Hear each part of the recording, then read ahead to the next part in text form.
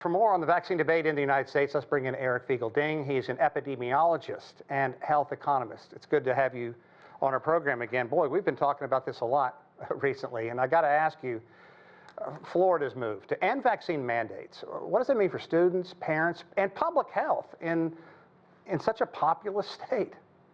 Yeah, Florida has become the state of pro-child death state. It's become a pro-vaccine conspiracy state, and it's a pro-selfishness state. In many ways, first of all, I guarantee you, the Governor DeSantis' children are vaccinated, and, Florida Surgeon General Latipo's children are probably vaccinated too. He was a classmate of mine at Harvard. So I think, this state is actually trying to endanger children. And this is the state, that whole Disney World, by the way, yeah. And all the while promoting all these conspiracies. And, when they say all about freedom, you don't have the freedom to smoke and puff your cigarettes, secondhand smoke in my face. You don't have the freedom to drink and drive. You don't have the freedom to basically, not to speed at high, speeds and endanger other people on the road. No, there are limits to freedom, and vaccines protect other people. So for what they're doing right now, it's really heinous and disgusting. As a journalist, we're supposed to be, unbiased and everything, but I just can't see the other side of this. And I know that could upset a lot of people, but talk about what Florida's doing right now in such a large state, and the fact that other states could follow its lead, saying, well, if they're doing it, it's got to be the right thing.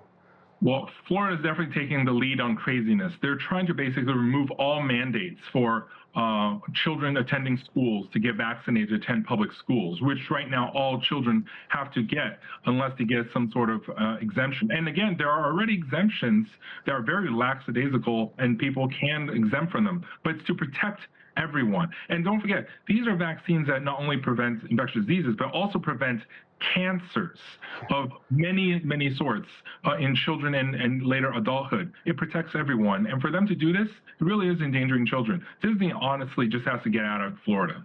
And I got to also talk about RFK Jr., his day before Congress there, and the fact we hear the President of the United States say he enjoys RFK Jr.'s, quote, different take. I mean, really, where are we now as a country in terms of U.S. health?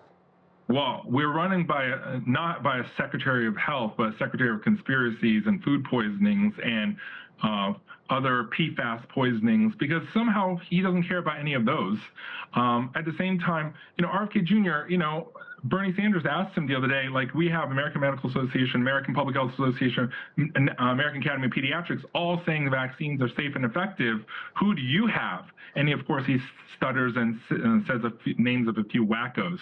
We literally are in this dystopian world where conspiracies reign supreme, and science is not just at the forefront, it's completely being dismissed in the name of political identity and some sort of, all this nonsense in which, right now they're also removing, Tylenol and creating this Tylenol autism conspiracy as well, that's without any evidence whatsoever. We're really living in dark times. Yeah, to pick up on what you're saying, RFK Jr. is apparently going to say that that Tylenol is linked to autism in children, but we'll have to get to that at a different time. And I want to focus about COVID and flu, the vaccine accessibility, because I have a friend who's 64 years old, and right now he is struggling with COVID, and he can't get the vaccine right now. Yeah, well, there's a new surge right now, and people should get vaccinated, but the same problem. The FDA has approved it, but the CDC has not signed off on it. And its vaccine committee of, RFK Jr.'s vaccine skeptics and disinfo folks have not given the authorization. So some states you can get the vaccine very easily, but some states you have to go through a doctor, get an off-label, especially getting it for children under 5. It's even more difficult ever since they removed the emergency use authorization. They add more barriers and more barriers. But technically, even though people over age 65 or people at high risk can get them, they have not been CDC approved. So many locations and pharmacies are just not giving them out. It depends on what state you're in.